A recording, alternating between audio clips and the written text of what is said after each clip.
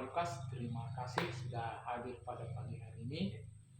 Kebetulan kita ada janji coaching pada pagi ini terkait dengan persiapan observasi di kelas yang akan kita lakukan nanti ya.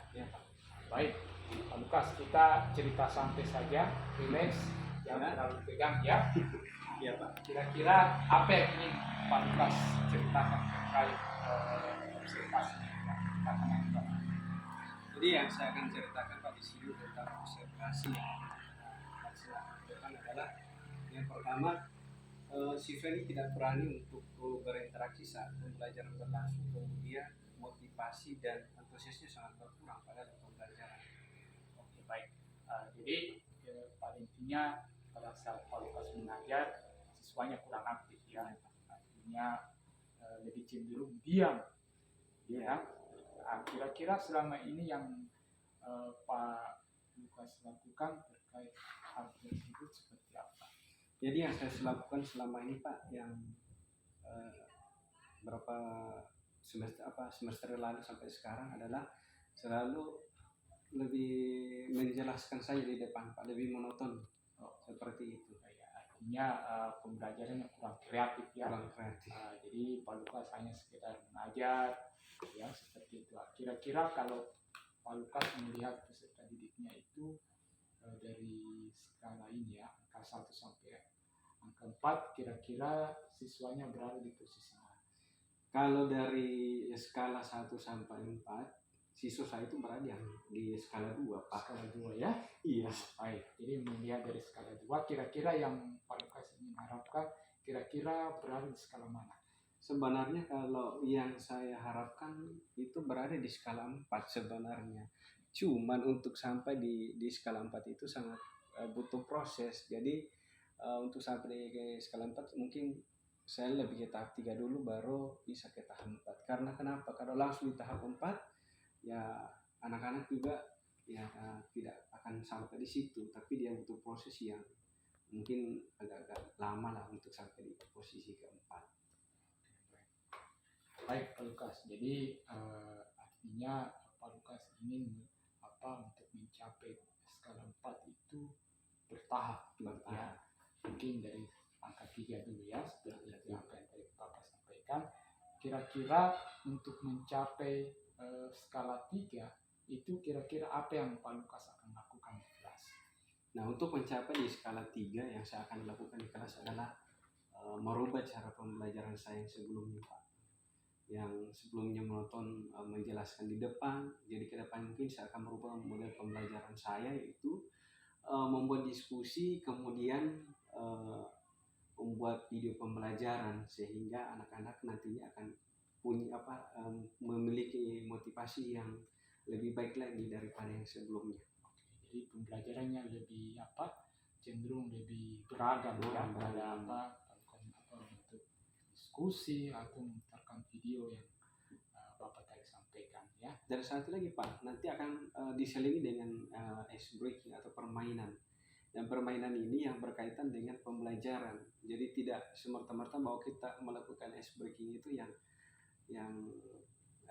biasa-biasa ya, tapi ini dia ada kaitannya dengan pembelajaran ke depannya. Jadi ketika kita mau melaksanakan pembelajaran, mau tahunya ini kan bahasa Inggris Pak ya. Jadi nanti ketika Pak gurunya bertanya tentang pertanyaan itu, nanti orang akan lebih antusias untuk menjawab. Karena kenapa? Sudah ada di kita sendiri dalam permainan itu tentang apa yang nantinya akan kita ucapkan. Ice breakingnya ini ya, artinya sisi lain ice breaking yang menyenangkan, tetapi sisi lain ada makna, artinya ice breaking yang ada kaitannya dengan pembelajaran yang Pak Lukas laksanakan. Baik, masa menarik sekali ya.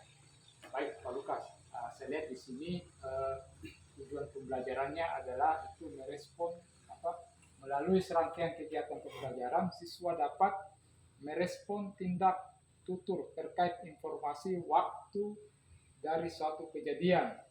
Kemudian kedua, siswa dapat menyebutkan waktu secara lisan dan tulis dalam kurung jam. Dan yang ketiga adalah siswa dapat memberikan informasi terkait waktu dari suatu kejadian ke peristiwaan. Dari tujuan yang Pak Lukas akan capai, kira-kira area pengembangan yang hendak Pak Lukas akan capai ini kira-kira yang mana? Jadi yang area yang di sini adalah tentang bagaimana cara menyebutkan waktu. Karena waktu itu sangat penting.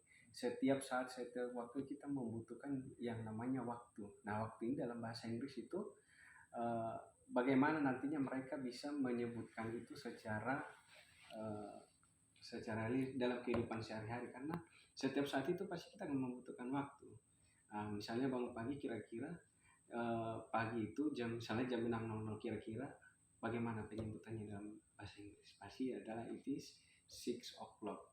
Nah, kemudian siang atau sore. Jadi ketika mereka nanti berkomunikasi dalam bahasa Inggris, mereka lebih leluasa untuk mengungkapkan tentang waktu, karena mereka sudah terbiasa dan sudah kita ajarkan.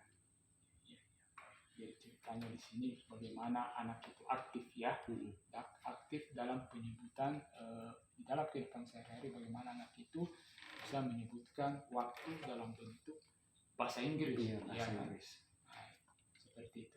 Baik, kira-kira dari area pengembang yang hendak Pak Lukas akan capai, kira-kira strategi yang Pak Lukas persiapkan itu seperti apa supaya area pengembangannya ini dapat tercapai? Nah, strategi yang saya akan kembangkan di sini seperti halnya tadi, bahwa kita mulai merubah tata cara kita mengajarkan kepada mereka yang dulunya monoton. Nah, sekarang kita bervariasikan. Yang tadinya kita mungkin berbentuk kelompok, ya, bentuk kelompok. Kemudian yang kedua adalah ketika menjelaskan depan nanti kita menampilkan tentang video-video pembelajaran. Kemudian yang berikut adalah kita menyelingi dengan ice breaking, supaya mereka lebih, ya tadi mungkin sudah mulai jenuh, kita masuk dengan video pembelajaran yang ini kayak menarik loh Pak. Kemudian setelah itu kita mungkin selingi lagi dengan ice breaking supaya semangatnya lebih tinggi begitu loh Pak. Baik, Pak Lukas, terkait dengan strategi yang digunakan, saya lihat tadi ada pembentukan kelompok ya. Nah, ini terkait dengan pembentukan kelompok, kira-kira dalam satu kelompok itu berapa orang? Nah, itu yang pertama. Kemudian kedua, terkait kelompok ini, apakah dalam pembentukan kelompok ini Pak Guru memilih siswa? Contoh seperti ini, kelompok 1 siswanya yang pintar semua, kelompok 2 yang sedang, kelompok 3 yang mungkin ya agak di atas sedikit. Itu seperti apa kira-kira?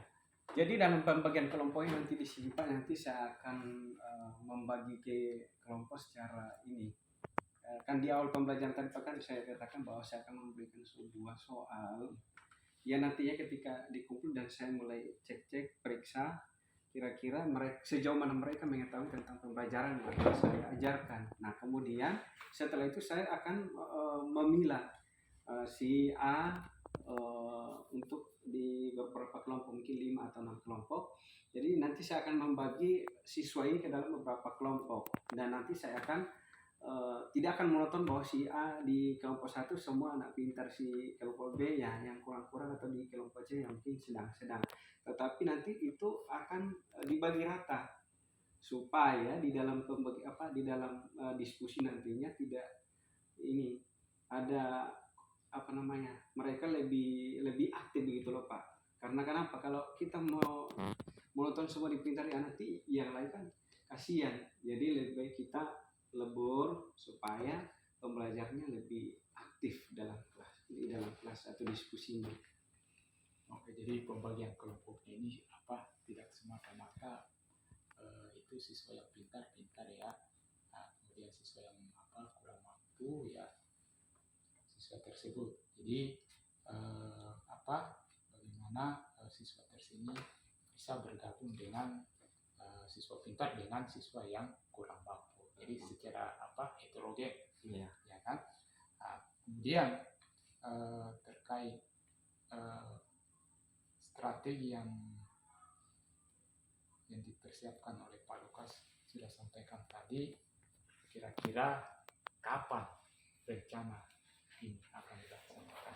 Nah kalau rencananya Pak, aduh saya kayaknya lebih cepat lebih bagus loh Pak. Mungkin besok kalau bisa, dan saya kan sudah tidak sabar untuk apa namanya, untuk mendesain model pembelajaran supaya saya Pak. Kan kenapa?